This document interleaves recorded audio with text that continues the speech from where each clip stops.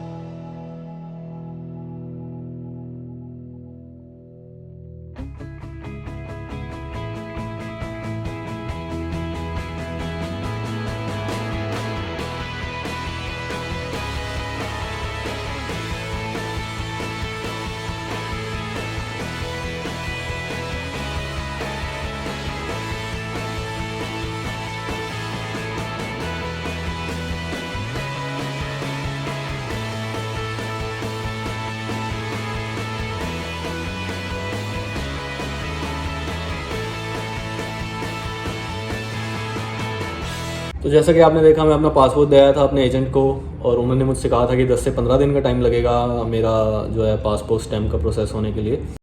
सह लेंगे थोड़ा सा। बट जो है फाइनली 7 डेज़ के अराउंड, हाँ, मैं 14 को दे के आया था और 21 तारीख को मुझे मैसेज आ गया ब्लू डार्ट के थ्रू कि आपका पासपोर्ट डिलीवर कर दिया गया है। स्क्रीनशॉट मैं आपके साथ शेयर करूँगा। ये तो करो ना भाई।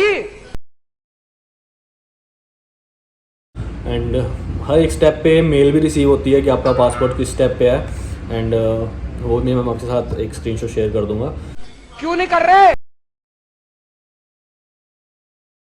जिससे आपको पता चल जाएगा। जब मैं पासपोर्ट देने के लिए गया था अपने एजेंट को, तो 2 चीज़ें मुझे वहाँ करनी पड़ी थी एंड मेरी एक फ़ी भी लगी थी 3500 के आसपास। ठीक है, गूगल पे के थ्रू कर दिए थे, कोई क्रेडिट कार्ड नहीं चाहिए था उसके लिए। अच्छा, एंड जो मुझे 2 फॉर्म करने पड़े थे, एक तो कंसेंट फॉर्म होता है, समझ गया, और दूसरा अपना होता है हो गए बकचोदे, एड्रेस का फॉर्म। जो एड्रेस का फॉर्म फिलअप किया मैंने, वो मेरे एजेंट का ही एड्रेस में फिलअप किया क्योंकि पासपोर्ट वहीं से पिकअप हुआ और वहीं पे डिलीवर हुआ है। और एक कंसेंट फॉर्म होता है जिसमें ये मेंशन होता है कि हाँ, मैं अपनी मर्ज़ी से ही ये जो है कि अपने एजेंट को ही दे रहा हूँ अपना पासपोर्ट, कि वहीं से आएगा मेरा पासपोर्ट स्टैंप होने के और वहीं पे ही डिलीवर करना है। और अब मेरा पासपोर्ट रिसीव हो गया है। मैं आज नहीं लेने जाऊँगा क्योंकि मेरे भैया नहीं है अभी यहाँ पे। मैंने सारे स्टेप, सारे प्रोसेस अपने भाई के साथ ही करे हैं, तो मैं पासपोर्ट लेने में अपने भाई के साथ ही जाऊँगा। वो भी कहीं बाहर गए हुए हैं, वो आ जाएंगे आज शाम तक। तो एंड मैं कल पासपोर्ट लेने जाऊँगा और आपको दिखाऊँगा प्रोसेस एंड अपने पासपोर्ट की फ़ोटो भी आपके साथ शेयर करूँगा। प्रे करता हूँ कि जो भी बच्चे अपने दिल से, मेहनत से, अपने मम्मी पापा के पैसे से, अपने पैसे से, जैसे भी करके बड़ी मेहनत से जो है फ़ीस भरते हैं, वीज़ा फाइल करते हैं, उनका सबका वीज़ा आ जाए, आई होप।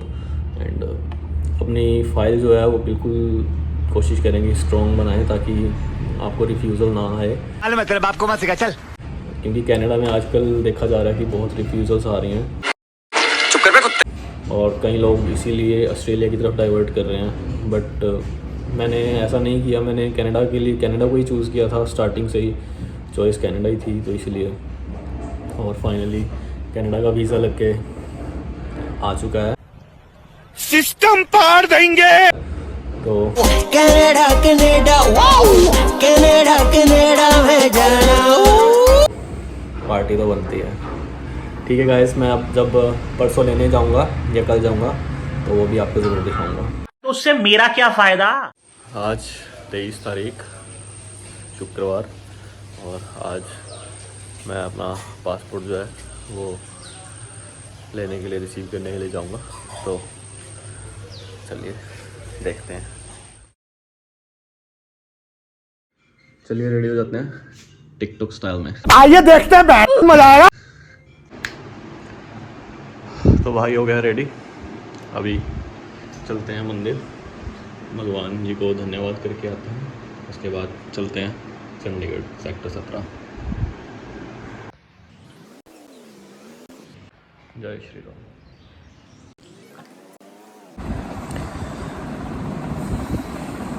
तो आज भी मैं नहीं जा रहा हूँ पासपोर्ट लेने के लिए, क्योंकि जो मेरी वीज़ा एडवाइज़र है वो आज आई नहीं है, अब्सेंट हैं, उनकी तबीयत ठीक नहीं है। क्या बनाया तुमको?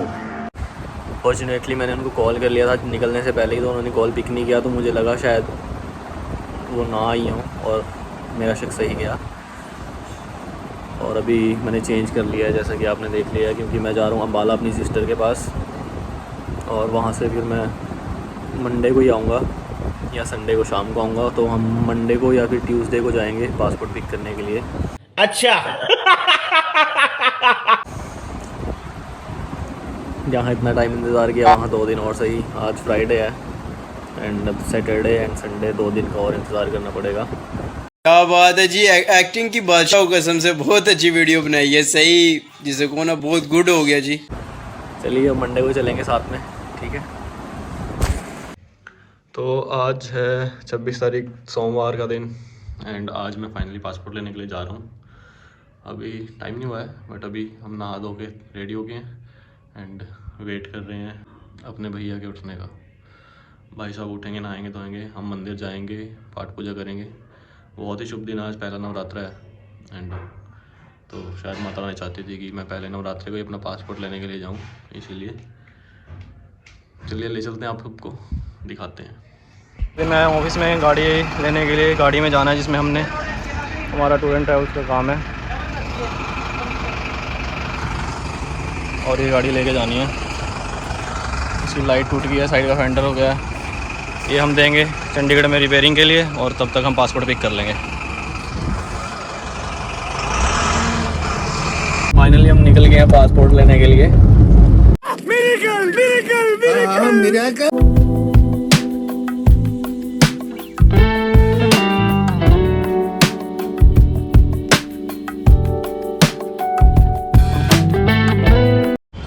एशिया की one of the biggest motor market में आए हैं। वही गाड़ी डिलीवर कर दी है, शाम तक गाड़ी मिल जाएगी। और अब हम जाएंगे ओला या ऊबर में पासपोर्ट लेने के लिए 17 सेक्टर। ये है मनी माजरा, देखो कितनी गाड़ियाँ खड़ी हैं, कितना काम चल रहा है।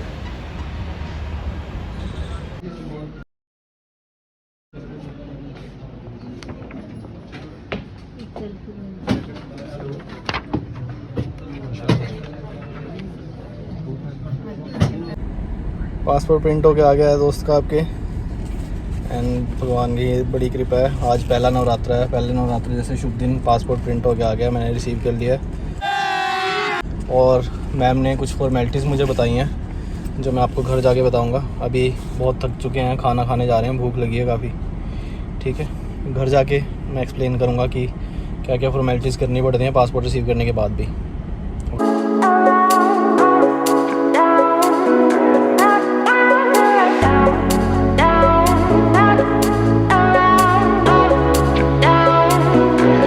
बज गए हैं भाई, और अंधेरा हो गया, गाड़ी अभी तक पेंट नहीं हुई। स्माइल स्माइल, नाम दिखाओ। तो पासपोर्ट दोस्तों मेरा इसमें आया था एंड पासपोर्ट के साथ एक ये लेटर आया है जिसमें कोविड के प्रोटोकॉल्स मेंशन है कि हमें फुली वैक्सीनेटेड होना ज़रूरी है और एक अराइकन ऐप डाउनलोड करनी है जाने से पहले, जिसमें हमें अपने सर्टिफिकेट जो है वो अपलोड करने पड़ते हैं। समझ रहे ना आप? वैसे अभी कल ही गाइडलाइन आई है, आई जा रही है, रिस्ट्रिक्शंस हटाई जा रही हैं, बट फिर भी मैं कहूँगा कि रूल्स कभी भी चेंज हो सकते हैं, तो कभी भी हमें इग्नोर नहीं करना चाहिए। अगर अराइकन ऐप डाउनलोड करके हम सर्टिफिकेट अपलोड कर सकते हैं, हम फुली वैक्सीनेटेड है, तो क्या ज़रूरत है, अगर हम कर भी देते हैं तो कोई बड़ी बात नहीं है, कर देनी चाहिए। तो एक तो ये है। उसके बाद मैम ने मुझे एक सिम दी है, कैनेडियन सिम है, फाइडो की सिम है। मैंने अपने रिलेशंस में जो भी मेरे नॉन वहाँ पे रहते हैं, मैंने उनसे बात की है, उन्होंने मुझे बताया कि फाइडो ही सिम वो भी यूज़ करते हैं, बहुत अच्छी सिम है। $40 का प्लान है, स्टूडेंट्स के लिए है ये सिर्फ, एंड जो वहाँ के रेजिडेंशियल लोकल्स लोग होते हैं उनके लिए ये और भी एक्सपेंसिव होता है, लेकिन स्टूडेंट्स के लिए $40 में 10 GB मिलता है पर मंथ, एंड वहीं पे अपनी कनाडा में कॉलिंग फ्री रहती है और मैसेजिंग भी फ्री रहती है, तो बहुत ही सही है। आपको सिंपली अपने फ़ोन में डालना है और आपको एक कॉल आएगी जिसमें पूछेंगे कि आपको सिम एक्टिवेट करना है या नहीं करना है। अगर आप बोल देंगे करना है तो वो एक्टिवेट हो जाएगा। इसके लिए कोई भी फॉर्मेलिटी वगैरह करने की जरूरत नहीं है, आपको ऐसे सिंपली दे देते हैं वो। अगर आपको यूज़ करना है तो कर सकते हैं, अगर नहीं करना तो नहीं कर सकते, बट मैं तो कहूँगा कि सही है, अच्छा ही है। And list of required documents, ये सबसे मेन चीज़ है। मैम ने मुझे बताया कि क्या क्या मुझे साथ में लेके जाना है और क्या मुझे करना है।